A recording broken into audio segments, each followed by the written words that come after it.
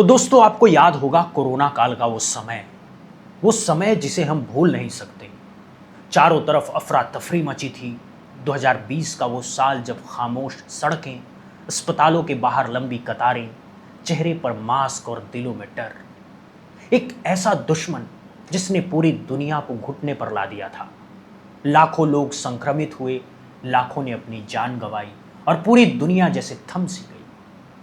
दोस्तों फिर आई वैक्सीन। उम्मीद जगी और जिंदगी धीरे धीरे पटरी पर लौटने लगी। लेकिन कहानी यहीं खत्म नहीं हुई। कोरोना वायरस एक बार फिर चर्चा में आ गया है दोस्तों, और इस बार वजह है उसका नया सब वेरिएंट। हालांकि जैसे जैसे वायरस बदल रहा है वैसे वैसे हमारी समझ और हमारी सुरक्षा की तकनीकें भी बदल रही है। आज हम इसी वायरस को समझने की कोशिश करेंगे कि कैसा है ये वायरस और कितना खतरनाक है। तो इसका नाम है सिक्डा वेरिएंट। नाम के पीछे की कहानी यह है कि हाल ही में ये नाम काफी सुर्खियों में आया, सिक्डा वेरिएंट BA.3.2।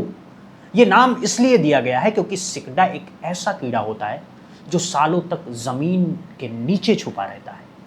ठीक उसी तरह यह वेरिएंट भी अचानक सामने आया है।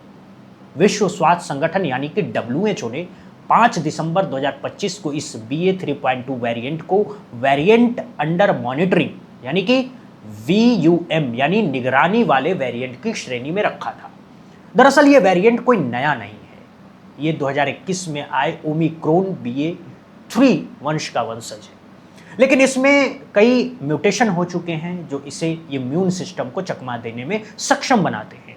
हालांकि सिर्फ BA.3.2 ही चर्चा का विषय नहीं है। वैज्ञानिकों के अनुसार वायरस का असली खतरा उसकी बदलने की क्षमता में है, यानी कि ये अपना रूप बदलकर साइंटिस्टों को भी चकमा दे सकता है। फरवरी 2025 तक जो वेरिएंट सबसे ज्यादा चर्चा में रहा वो है XEC वेरिएंट। ये वेरिएंट जो KS.1.1 और KP.3.3 के रिकॉम्बिनेशन यानी कि दोनों के मिलन से बना है। पहली बार जून 2024 में जर्मनी में पहचाना गया था। इसके बाद ये तेजी से फैला। आंकड़ों के मुताबिक XEC वेरिएंट कम से कम 27 देशों में फैल चुका है, जिसमें अमेरिका, फ्रांस, डेनमार्क और नीदरलैंड शामिल है। अमेरिका में यह वेरिएंट पहली बार जून 2025 में नीदरलैंड से सैन फ्रांसिस्को आए एक यात्री में पाया गया था और धीरे धीरे ये 25 से अधिक राज्यों में फैल गया। यहां तक कि ये वेस्ट वाटर यानी कि गंदे पानी की जांच में भी पाया जाता है। जो संकेत मिल रहे हैं वो ये हैं कि मानव समुदाय में चुपचाप फैल रहा है। अगर इस वेरिएंट की खासियत की बात करें तो जानकारों के मुताबिक XEC वेरिएंट में खास T22N और F59S म्यूटेशन पाए गए हैं। ये म्यूटेशन वायरस के स्पाइक प्रोटीन के एन टर्मिनल डोमेन यानी कि NTD में होते हैं। ये बदलाव इसे पहले के वेरिएंट से अलग बनाते हैं। यही कारण है कि ये शरीर की इम्यूनिटी को आंशिक रूप से चकमा दे सकता है, यानी जिन लोगों को पहले कोरोना हो चुका है या जिन्होंने पूरी वैक्सीन लगवाई है उन्हें भी दोबारा संक्रमण हो सकता है। नेचर जर्नल में प्रकाशित एक अध्ययन के अनुसार JN.1 वैक्सीन लगवाने वालों में भी KP.3.1 जो कि XEC का पूर्वज है, यह संक्रमण ऊपरी श्वसन नालिका में देखा गया है, जो दर्शाता है कि वायरस इम्यूनिटी को चकमा दे रहा है। हालांकि इसका मतलब ये नहीं है कि वैक्सीन बेकार हो गई है, बल्कि इसका मतलब ये है कि वायरस खुद को बदलते हुए शरीर की सुरक्षा प्रणाली से बच निकलने की कोशिश कर रहा है। अब आइए जरा ये समझते हैं कि इसके लक्षण क्या हैं और खतरा कितना है। क्या घबराने की जरूरत है? दोस्तों और एक सवाल भी उठ रहा है कि क्या ये वेरिएंट ज्यादा खतरनाक है?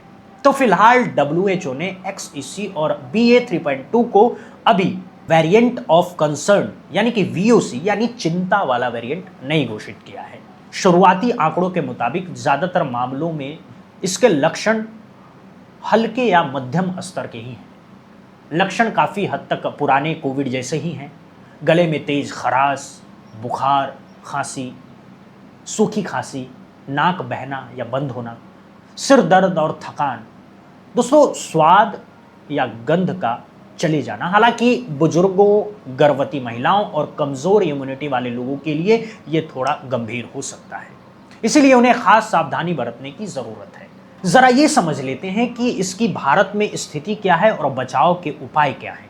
भारत के लिए फिलहाल राहत की बात यह है कि इन नए वेरिएंट XEC या BA.3.2 के कोई आधिकारिक मामले अभी तक सामने नहीं आए हैं, लेकिन जानकारों का मानना है कि सतर्कता बेहद जरूरी है। बचाव के उपाय, कुछ उपाय आप भी जान लीजिए। सबसे अच्छी खबर यह है कि विज्ञान ने अब इस वायरस के साथ कदम ताल करना सीख लिया है। टोक्यो विश्वविद्यालय और वैक्सीन जर्नल में प्रकाशित नवीनतम शोध बताते हैं कि XEC वेरिएंट आधारित नई वैक्सीन काफी प्रभावित है।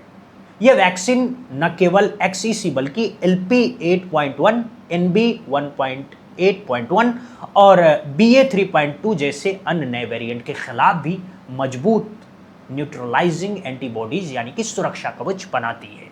बचाव के लिए क्या करें आप लोग? पहला, भीड़ भाड़ वाली जगहों पर मास्क पहनना अभी भी उतना ही जरूरी है जितना कोरोना के टाइम पे था। दूसरा, हाथों की सफाई का विशेष ध्यान रखें। और तीसरा, अगर आप उच्च जोखिम वाले श्रेणी में हैं तो नए वेरिएंट आधारित वैक्सीन जहां उपलब्ध हो लगवाने पर विचार करें। दोस्तों, अध्ययन बताते हैं कि LP8.1 या XEC आधारित बूस्टर डोज पुरानी इम्यूनिटी को फिर से सक्रिय कर देती है। दोस्तों, चौथा, लक्षण दिखने पर तुरंत जांच करवाएं और डॉक्टर से संपर्क करें। अंत में यही कहा जा सकता है कि कोरोना अभी खत्म नहीं हुआ, वो सिर्फ बदल रहा है और यही उसकी सबसे बड़ी ताकत है। लेकिन अब हम भी वैसे नहीं हैं जैसे 2020 में थे। हमारे पास वैक्सीन है, टेस्टिंग है और सबसे महत्वपूर्ण बात, हमारे पास अनुभव है। दोस्तों, घबराने की जरूरत नहीं है, लेकिन लापरवाही बिल्कुल नहीं होनी चाहिए। जागरूकता ही हमारी सबसे बड़ी सुरक्षा है। फिलहाल इस वीडियो में सिर्फ इतना ही। देखते रहिए बुद्धा इंस्पायर और स्वस्थ रहिए, सुरक्षित रहिए। बहुत बहुत धन्यवाद, बहुत बहुत शुक्रिया और चैनल को लाइक और सब्सक्राइब जरूर करें दोस्तों।